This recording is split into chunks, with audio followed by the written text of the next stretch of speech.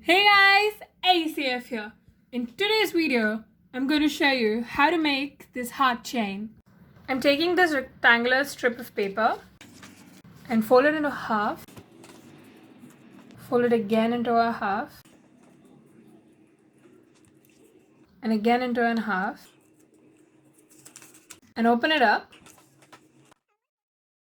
fold one forward and fold the other backward.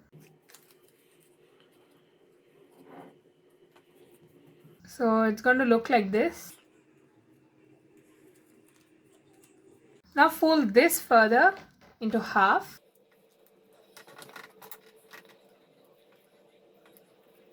Place it down and draw a heart with a pencil. And make sure that this part of your heart is close to your paper. And cut it. We're not going to cut through the outline. I'm going to leave a little gap here. That's where your hearts are going to be attached.